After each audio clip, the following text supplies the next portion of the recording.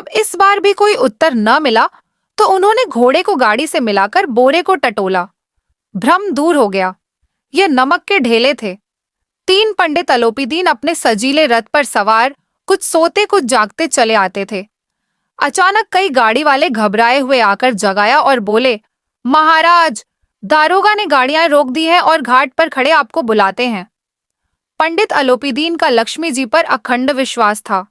वह कहा करते थे कि संसार का तो कहना ही क्या, स्वर्ग में भी लक्ष्मी का ही राज्य है।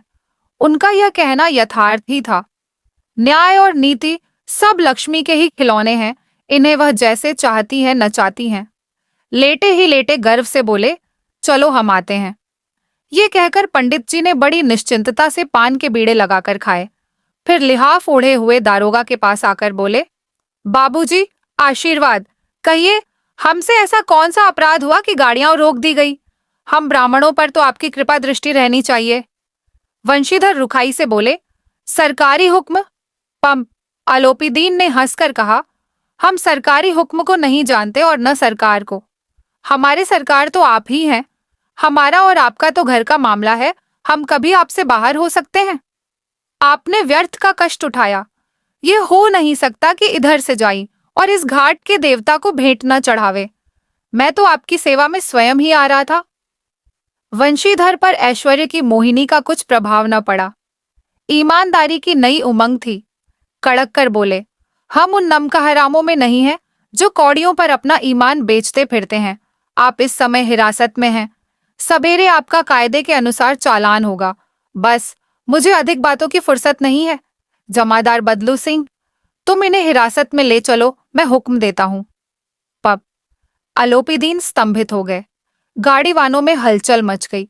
पंडित जी के जीवन में कदाचित यह पहला ही अवसर था कि पंडित जी को ऐसी कठोर बातें सुननी पड़ी। बदलू सिंह आगे बढ़ा, किंतु रोब के मारे यह साहस न हुआ कि उनका हाथ पकड़ सके। पंडित जी ने धर्म को धन का ऐसा निरादर करते कभी न देखा था। विचार किया कि यह अभी उद्दंड लड़का है, माया मोह के जाल में अब भी नहीं पड़ा, अल्हड़ है, झुझकता है। बहुत दीन भाव से बोले, बाबू साहब, ऐसा न कीजिए, हम मिट जाएंगे, इज्जत धूल में मिल जाएगी। हमारा अपमान करने से आपके क्या हाथ आएगा? हम किसी तरह आपसे बाहर थोड़े ही हैं। वंशीधर ने कठोर स्वर में कहा, हम ऐसी बातें नहीं सुनना चाहते हैं। अलोपीदीन ने जिस सहारे को चट्टान समझ रखा था, पैरों के नीचे खिसकता हुआ मालूम हुआ। स्वाभिमान और धन ऐश्वर्य को कड़ी चोट लगी, किंतु अभी तक धन की सांख्यिक शक्ति का पूरा भरोसा था। अपने मुख्तार से बोले, लाला जी, 1000 के नोट बाबू साहब को भेंट करो। आप इस समय भूखे सिंह हो रहे हैं। वंशीधर ने गर्म होकर कहा, 1000 नहीं, 1,00,000 भी मुझे सच्चे मार्ग से नहीं हटा सकते। धर्म की इस बुद्धिहीन दृढ़ता और देव दुर्लभ त्याग पर मन बहुत झुंझलाया। अब दोनों शक्तियों में संग्राम होने लगा। धन ने उछल उछल कर आक्रमण करने शुरू किए। 1 से 5, 5 से 10, 10 से 15 और 15 से 20,000 तक नौबत पहुंची, किंतु धर्म अलौकिक वीरता के साथ इस बहुसंख्यक सेना के सम्मुख अकेला पर्वत की भांति अटल अविचलित खड़ा रहा था। अलोपीदीन निराश होकर बोले, अब इससे अधिक मेरा साहस नहीं, आगे आपको अधिकार है। वंशीधर ने अपने जमादार को ललकारा। बदलू सिंह मन में दारोगा जी को गालियां देता हुआ पंडित अलोपीदीन की ओर बढ़ा। पंडित जी घबराकर 2-3 कदम पीछे हट गए। अत्यंत दीनता से बोले, बाबू साहब, ईश्वर के लिए मुझ पर दया कीजिए, मैं 25,000 पर निपटारा करने को तैयार हूं। असंभव बात है। 30,000 पर? किसी तरह संभव नहीं। क्या 40,000 पर भी नहीं? 40,000 नहीं, 40 लाख पर भी असंभव है। बदलू सिंह, इस आदमी को हिरासत में ले लो। अब मैं एक शब्द भी नहीं सुनना चाहता। धर्म ने धन को पैरों तले कुचल डाला। अलोपीदीन ने एक हृष्ट-पुष्ट मनुष्य को हथकड़ियां लिए हुए अपनी तरफ आते देखा। चारों ओर निराशा और कातर दृष्टि से देखने लगे। इसके बाद यकायक मूर्छित होकर गिर पड़े। 4 दुनिया सोती थी, पर दुनिया की जीभ जागती थी। सवेरे ही देखिए तो बालक वृद्ध सबके मुंह से यही बात सुनाई देती थी। जिसे देखिए वही पंडित जी के इस व्यवहार पर टीका टिप्पणी कर रहा था।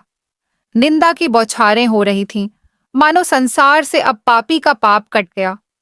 पानी को दूध के नाम से बेचने वाला ग्वाला, कल्पित रोजनामचे भरने वाले अधिकारी वर्ग, रेल में बिना टिकट सफर करने वाले बाबू लोग, जाली दस्तावेज बनाने वाले सेठ और साहूकार, यह सब के सब देवताओं की भांति गर्दनें चला रहे थे।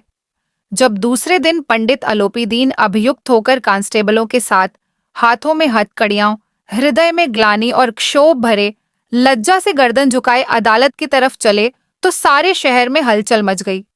मेलों में कदाचित आंखें इतनी व्यग्र न होंगी। भीड़ के मारे छत और दीवार में कोई भेद न रहा, किंतु अदालत में पहुंचने की देर थी। पंडित अलोपीदीन इस अगाध वन के सिंह थे। अधिकारी वर्ग उनके भक्त, अमले उनके सेवक, वकील मुख्तार उनके आज्ञापालक और अर्दली, चपरासी तथा चौकीदार तो उनके बिना मोल के गुलाम थे। उन्हें देखते ही लोग चारों तरफ से दौड़े। सभी लोग विस्मित हो रहे थे, इसलिए नहीं कि अलोपीदीन ने क्यों यह कर्म किया, बल्कि इसलिए कि वह कानून के पंजे में कैसे आए। ऐसा मनुष्य जिसके पास असाध्य साधन करने वाला धन और अनन्य वाचालता हो, क्यों वह कानून के पंजे में आवे। प्रत्येक मनुष्य उनसे सहानुभूति प्रकट करता था। बड़ी तत्परता से इस आक्रमण को रोकने के निमित्त वकीलों की एक सेना तैयार की गई। न्याय के मैदान में धर्म और धन में युद्ध ठन गया। वंशीधर चुपचाप खड़े थे। उनके पास सत्य के सिवा न कोई बल था